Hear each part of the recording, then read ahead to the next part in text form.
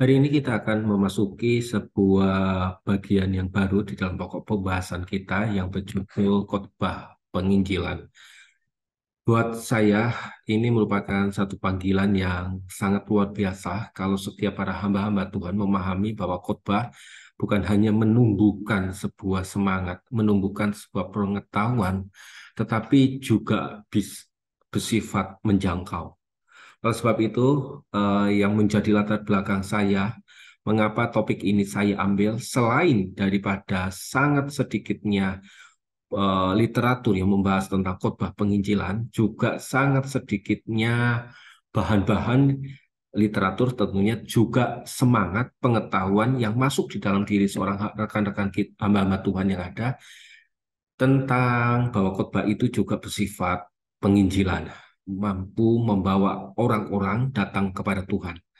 Oleh sebab itu saya rindu melalui pokok bahasan ini kita semakin diperdalam, semakin diperluas, dan semakin menjadi praktek di dalam kita melakukan pelayanan khotbah dalam pemberitaan firman, yaitu sebagai seorang yang mewartakan kabar sukacita yang daripada Yesus Kristus.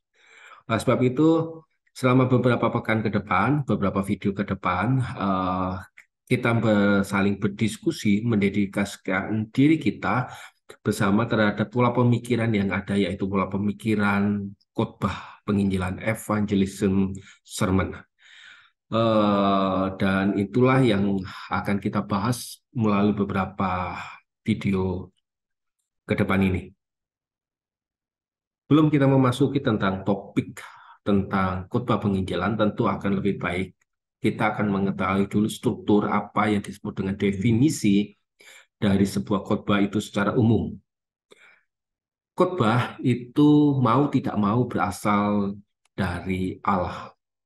Hatinya Allah, kerinduannya Allah. Apa yang kita sampaikan itu berasal dari kehendaknya Dia.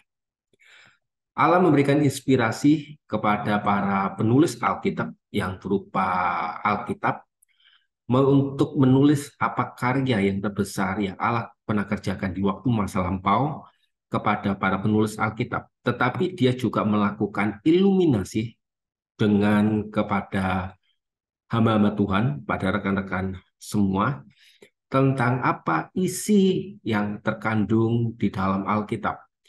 Jadi seorang pengkhotbah adalah seorang yang menceritakan tentang apa yang Tuhan kehendaki, apa yang Tuhan inginkan, apa yang Tuhan rencanakan di dalam kehidupan pelayanan umat manusia.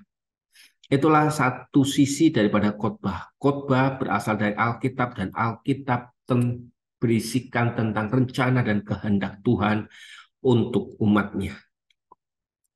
Secara horizontal, pengkhotbah akan menceritakan atau mengkomunikasikan kepada umat. Baik itu umat secara khusus ataupun umat secara umum. Umat secara umum adalah umat manusia dan secara khusus kepada orang-orang yang telah percaya. Secara umat itulah kita akan melakukan apa yang disebut dengan transformasi, pengenalan, karya, karakter kita kepada Tuhan, kepada Allah.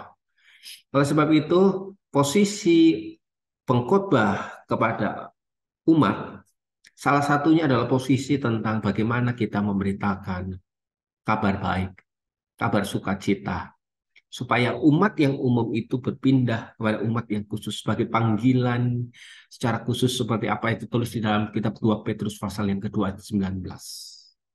Imamat rajani, berubah ke sana umat Allah sehingga kehidupan mereka mengalami transformasi kepada Allah. Itulah mimpi di dalam sebuah khotbah.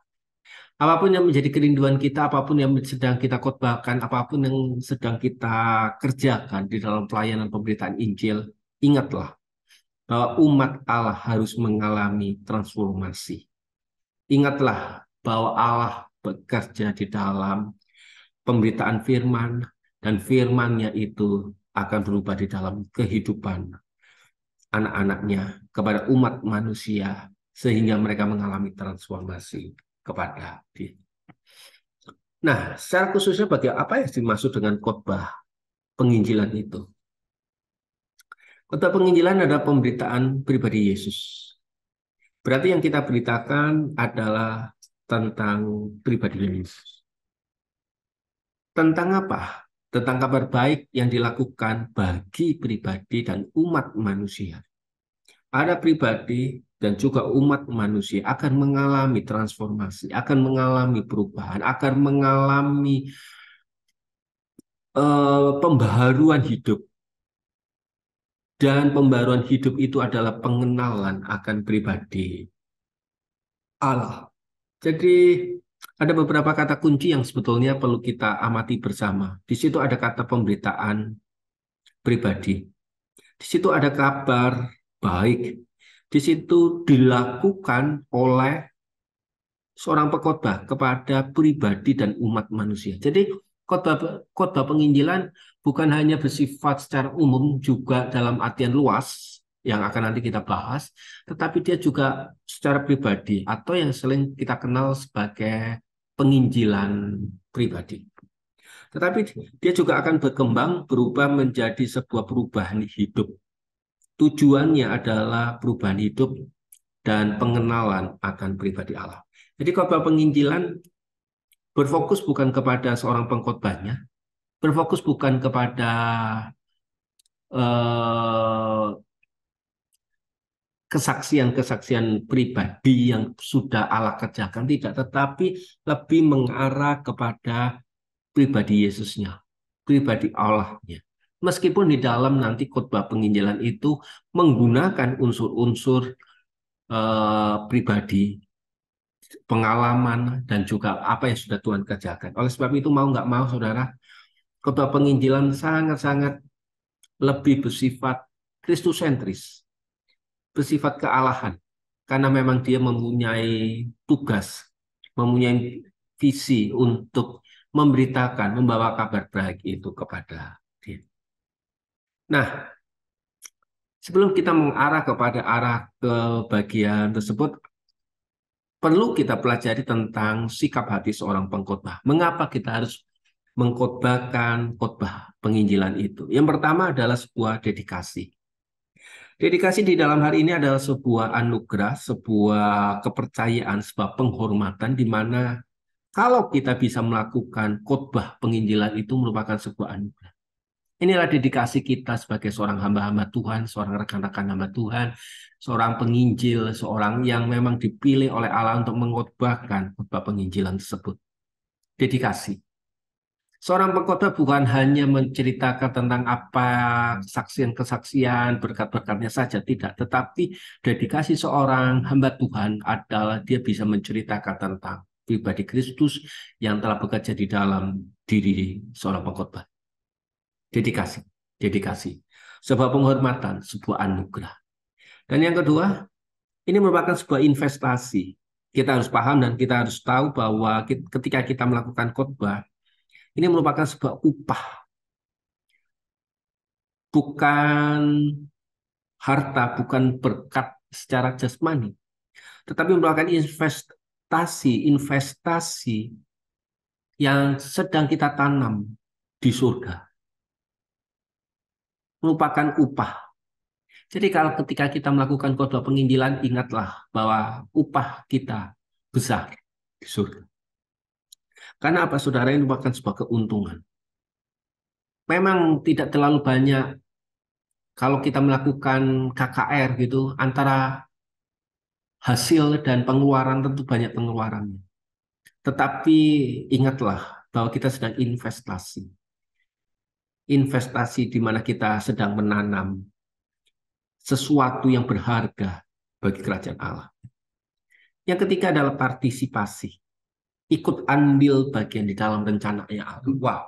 Kalau ini kita pahami, Bapak, Ibu, Saudara-saudari, rekan-rekan hamba Tuhan, maka kita akan tahu betul bahwa kita sedang berada di dalam rencana Tuhan.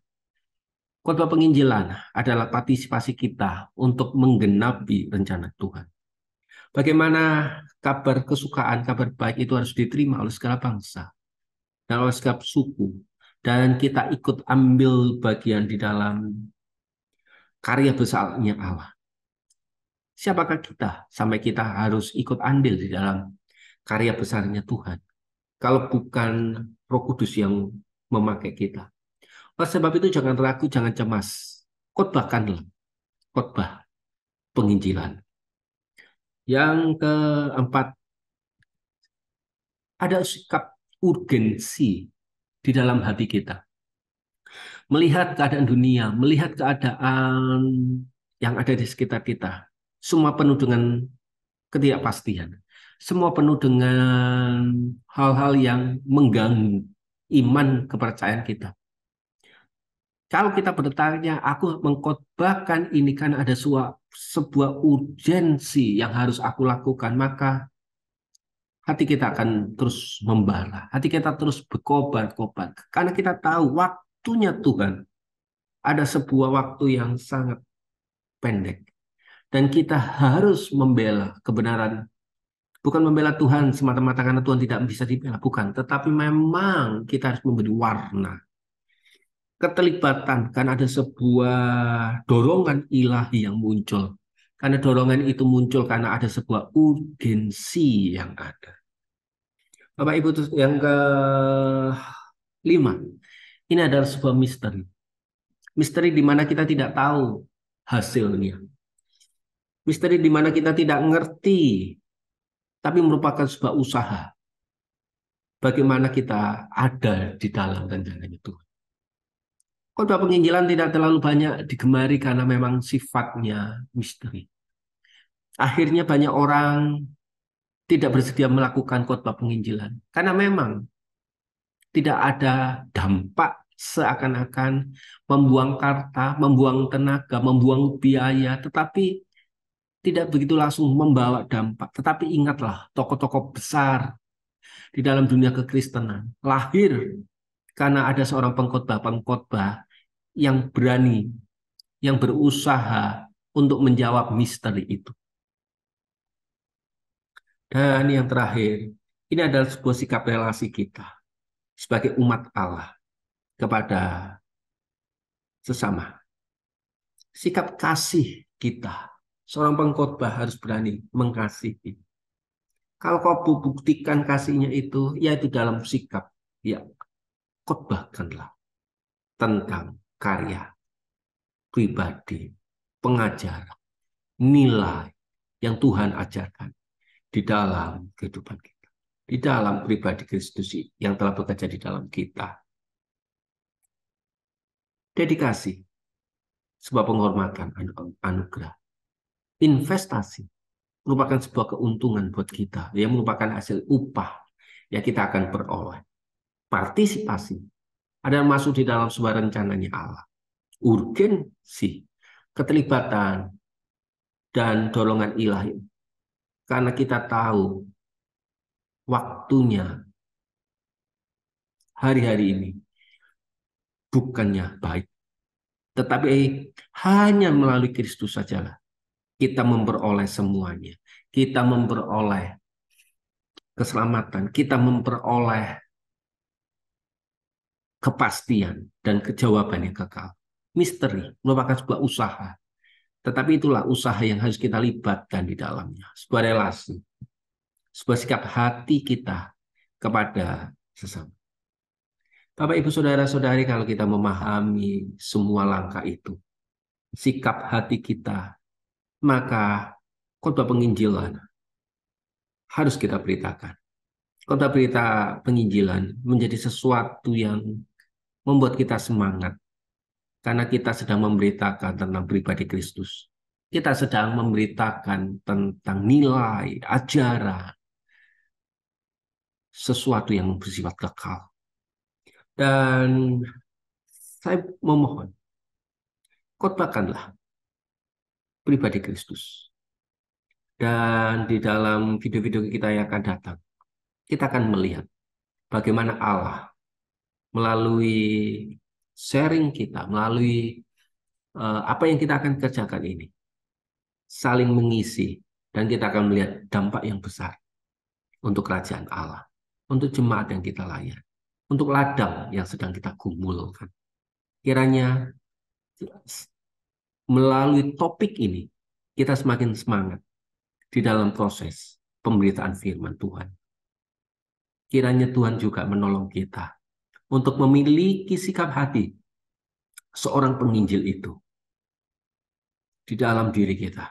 Dan kita terus memberitakan tentang pribadi Kristus, pribadi Yesus yang agung itu. Tuhan Yesus memberkati kita.